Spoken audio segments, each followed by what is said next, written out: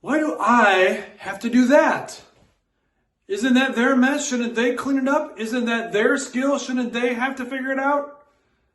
I'll bet many of you have asked that question. Why do I have to do that when you had some sort of workload staring you in the face?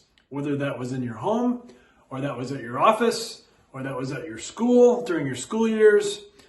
All kinds of different applications to that same question. And that means that it resonates with us when we read Solomon's words in Ecclesiastes about toil being meaningless, a chasing after the wind. We get it. A quick Google search revealed that 80% of Americans are not happy or satisfied at work right now. Over half of Americans are looking for a different job at this time. 53% of Americans in another study would really want to change jobs. And I think we all noticed that after COVID, general dissatisfaction at work increased. It really ramped up for a while. And maybe it still is ramping up.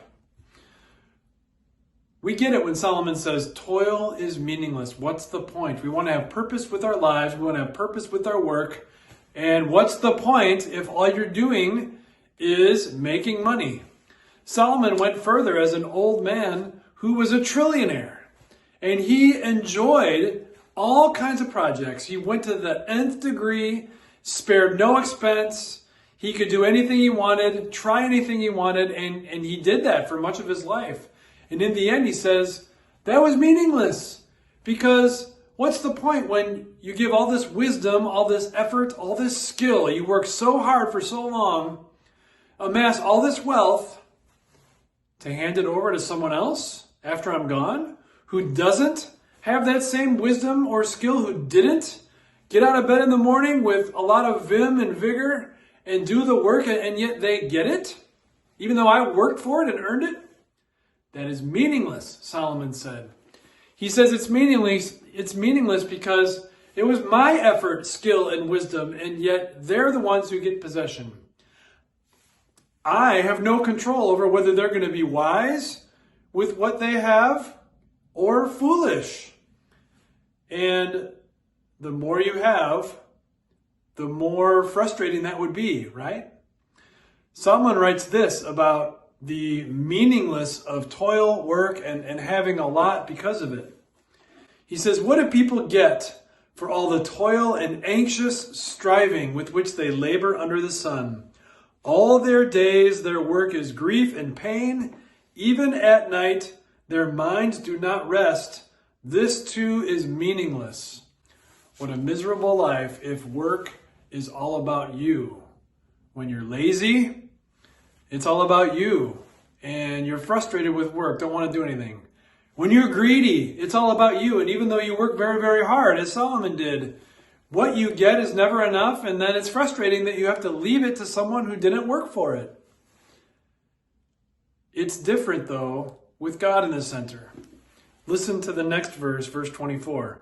A person can do nothing better than to eat and drink and find satisfaction in their own toil. This, too, I see is from the hand of God, for without him, who can eat or find enjoyment?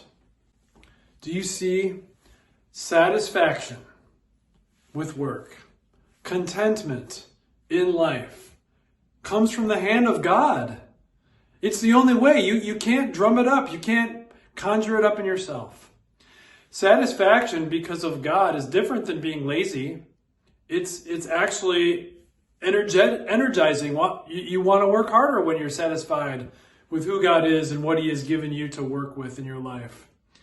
Satisfaction with God is different than being greedy because you always have enough, even as your possessions go up and down throughout life. Satisfaction in God helps you to rest better at night, and it's the opposite of anxiety, isn't it?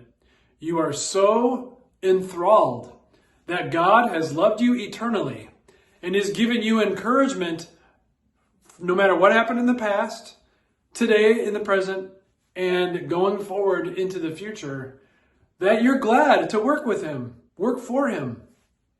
Everything you see is an opportunity to serve God. And so instead of crediting yourself and either being lazy or greedy with your talents, you credit God for that.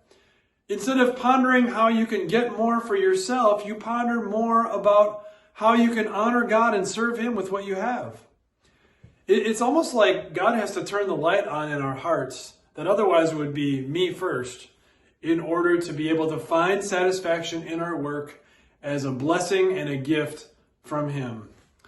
Would you ask Him to help you do that today? Mull over His love. Mull over your blessings. See not even one of them as something that you have earned, but every single one of them as something that God has gifted you with. And then work for Him. As for the Lord, even though you're working for men, enjoy the satisfaction He gives you, and then make God-pleasing decisions from there at work. That is a meaningful life.